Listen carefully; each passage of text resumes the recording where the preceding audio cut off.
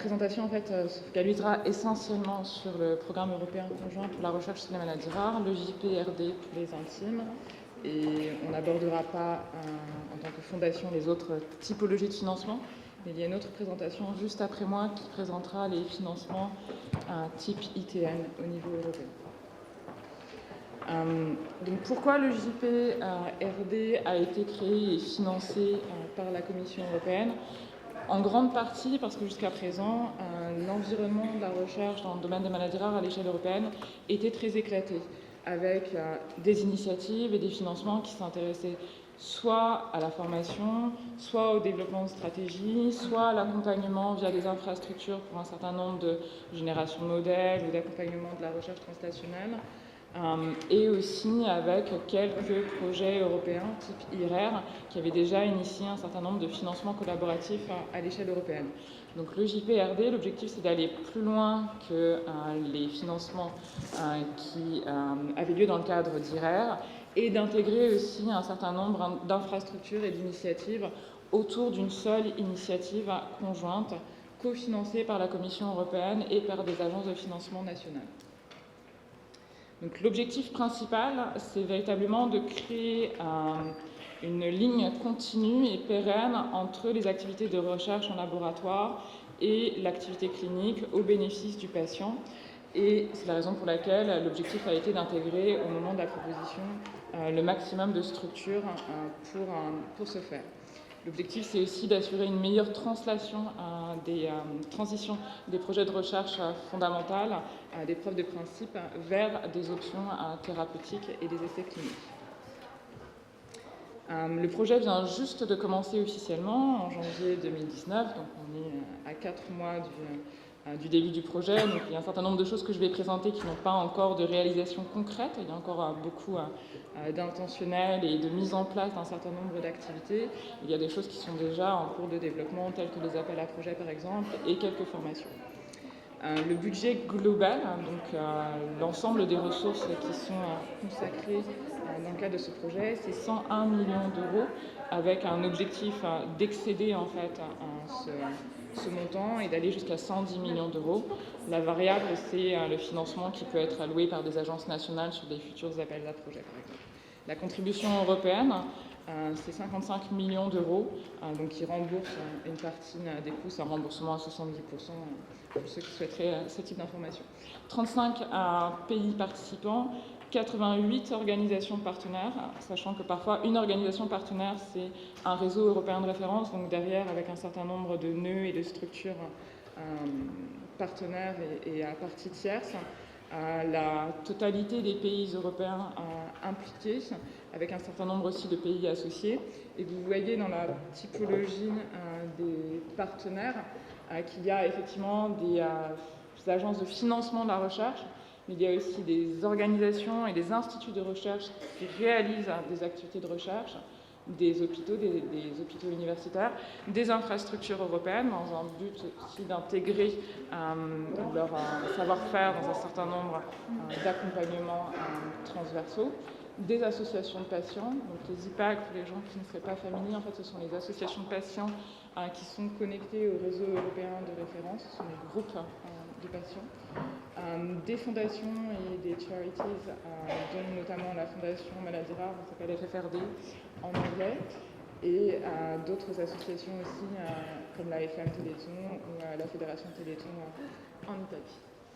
En termes de structure, donc ça c'est la maison EJP, comme dans tous les projets européens, il y a des aspects qui sont très transversaux sur lesquels je ne vais pas revenir aujourd'hui, comme le management, la pérennité du projet, l'éthique, la communication. Ce que je vais détailler aujourd'hui plus précisément, c'est ce qu'on appelle le pilier 1, les financements, parce que c'est d'intérêt direct et immédiat pour vous. Je détaillerai assez peu ce qui est accès coordonné dans le cadre du pilier 2.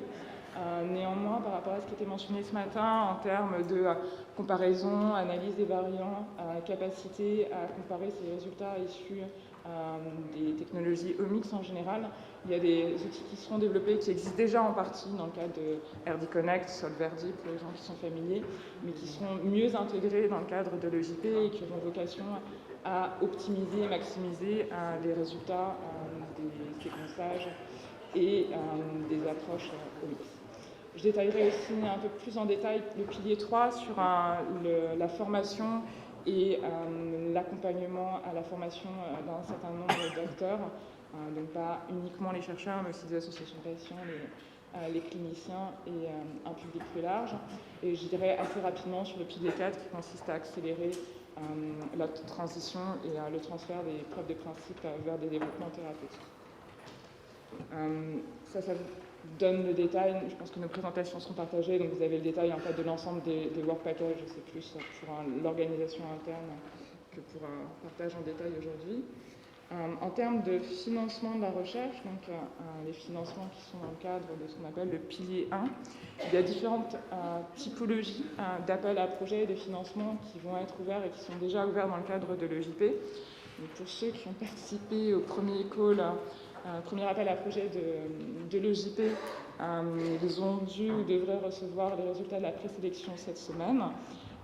C'est un processus très compétitif. Pour cette année, 217 propositions avaient été soumises en lettre d'intention, 52 retenues au niveau des pré-propositions, donc avec une date de dépôt pour les propositions finales en juin. Il y a d'autres types, donc ces types d'appels à projets que je vais détailler un peu plus par ailleurs, ce sont vraiment les appels à projets hérités d'IRER, en fait, donc ce sont des appels à projets annuels, avec un cofinancement de la part des agences nationales de financement, et la thématique change chaque année. Donc on reste dans le périmètre de la recherche sur les maladies rares, mais la thématique est différente d'une année à l'autre. D'autres types de financements qui vont être développés, un qui consiste à financer de la mise en place de réseaux de collaboration de recherche avec des financements de l'ordre de 30 000 €. C'est un appel à projet qui sera ouvert sur le second semestre 2019. Et un financement tout à fait innovant qui est le Rare Disease Research Challenge, qui chez nous est coordonné par Christine Fétrault et avec l'aide de Diana Désir-Parcel également. Et c'est un financement innovant et qui s'inspire de plusieurs initiatives, notamment l'initiative Crack It Challenge qui a été développée au Royaume-Uni et qui est assez proche en termes de philosophie de l'IMI, dans la mesure où l'objectif c'est de financer des challenges qui sont pré-identifiés par des industriels, donc sur des thématiques pré- ou post-compétitives en termes de recherche, et d'avoir des consortia de chercheurs académiques, mais aussi de petites entreprises qui répondent à ces challenges qui sont posés par l'industrie. Je vais avancer parce que le temps passe. Donc là, j'ai déjà mentionné en fait les appels à projets transnationaux. Donc il y a 4 appels à projets qui vont être menés dans le cadre de l'EJP, donc 2019, 2020, 2021, 2022. Les règles pour la participation, globalement, devraient rester similaires d'une année à l'autre. Donc c'est minimum 4 équipes de minimum 4 pays participants au financement de cet appel à projet conjoint. Je reviendrai un peu en détail sur les règles d'éligibilité. Le networking scheme, le Work Package 7, j'en ai déjà parlé, donc ce sera un montant de 30 000 € maximum. Et l'objectif, c'est pas de financer une activité de recherche, mais bien de financer une étape préalable à la structuration d'un projet ou d'une collaboration de recherche. Donc ça peut être des visites, des symposiums, des congrès, ce type de choses. Le Work Package 8, c'est vraiment le développement de partenariats publics-privés à une petite échelle dans l'objectif de développer des preuves de principe très précises et bien identifiées sur des challenges définis conjointement avec des industriels. Et d'ailleurs, nous en profitons, s'il y a des industriels dans la salle qui souhaitent rejoindre cette initiative, nous en sommes encore au niveau de la définition des challenges. Donc, il y a encore un workshop qui aura lieu à Bruxelles mi-juin. Et les industriels intéressés peuvent encore rejoindre l'initiative et cofinancer cet appel à projet, ainsi que se positionner sur des challenges ou remonter des challenges qui leur sembleraient intéressants à aborder par des équipes de recherche académiques. Je passe sur le monitoring des projets, c'est très classique. Je vous ai déjà parlé des appels à projets transnationaux. Juste pour ceux qui sont intéressés par la prochaine étape, le prochain appel à projet, sont globalement toujours les mêmes étapes avec à peu près la même temporalité. Donc le prochain call, le prochain appel sera ouvert en novembre. Pour ceux qui ont reçu des réponses positives et qui sont présélectionnés pour la soumission finale, c'est en juin. et les retours sont en général en septembre-octobre, donc les projets commencent en général en janvier de l'année qui suit. Donc c'est un processus assez rapide en termes d'évaluation, de sélection et de détection. Je ne reviens pas sur tous ces aspects, je vous en ai parlé. Pour les partenaires éligibles, il y a peut-être des choses qui sont peut-être un petit peu moins connues en fait sur ces appels, notamment dans le cadre de l'EJP. Il y a eu quelques modifications par rapport à IRR, notamment la participation des associations de patients.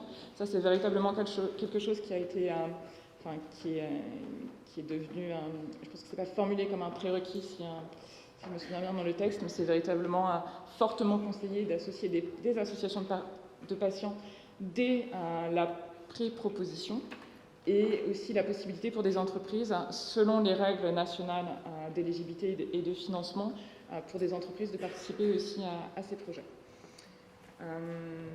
Il y a aussi la possibilité en termes de nombre de partenaires d'associer plus de partenaires s'il y a une représentation de partenaires qui sont habituellement moins représentés. Donc c'est dans un processus aussi de politique d'inclusion européenne avec essentiellement des pays d'Europe de l'Est et du Sud. Le networking, j'en ai parlé. Je vous ai mentionné que ce serait ouvert au second semestre 2019. La différence par rapport à l'appel à projet transnational classique, c'est que là, cet appel à projet, il est ouvert à tous les pays et tous les partenaires, enfin tous les pays européens.